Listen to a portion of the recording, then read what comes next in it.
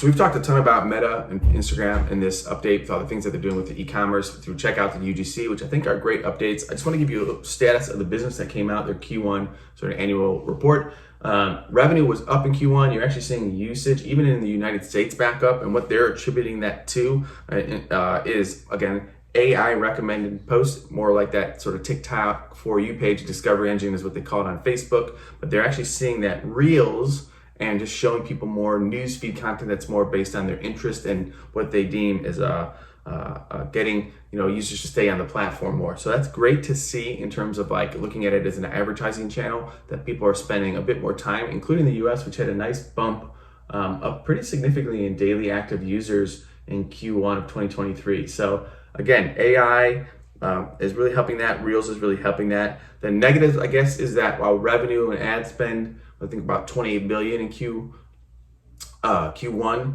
they're also saying just a net revenues are way down. Let's pull the numbers here real quick. Only because of paying out all the people that they fired. They had to pay all the severance packages and things like that they're dealing with.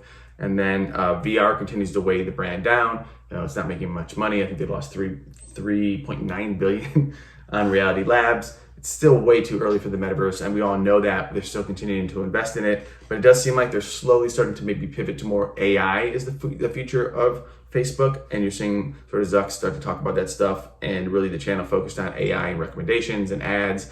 So the big hope at Meta is Advantage Plus seems to be doing really well. So if you don't know what Advantage Plus is, it's basically the new way that you buy. So almost like a different algorithm for the way that you set up campaigns, and specifically anything e-commerce or like anything that checks out for income. You run these broad campaigns, almost no targeting. You really just kind of let the machine find it based on your advertising people that are in market. This leans on CAPI, this leans on the Pixel, this leans on creative, this leans on that they know who your audience is better than media buyers do in terms of hacking at the system.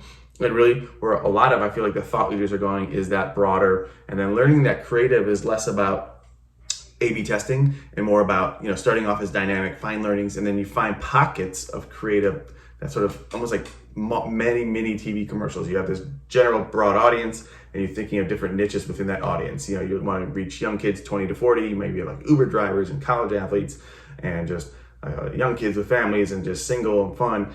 That different creative is actually doing the targeting better than anything you can do with the ad sets nowadays. So Advantage Plus really helping. The shift to AI is just a big general hope that they can keep people on the platform stickier with better content that's relevant to them. Reels, again, being a big part of that. So a lot going on at Meta. It does feel like you're at this weird point, even with TikTok, where you're feeling myself on Instagram and Facebook a little bit more. I think the other negative is you're not seeing as much family and friends content.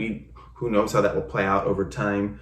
You gotta work a little bit harder for it. I do like those, seeing my friends and family updates.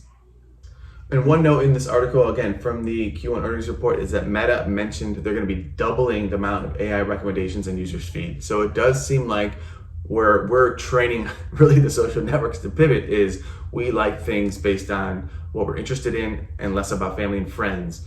And maybe that will change over time, but basically TikTok has pivoted almost all the networks, including YouTube and Pinterest, and all the new stuff is to bring new stuff, new information, gateway drug type of content to us so we can stay on a platform that feels more entertaining or educational.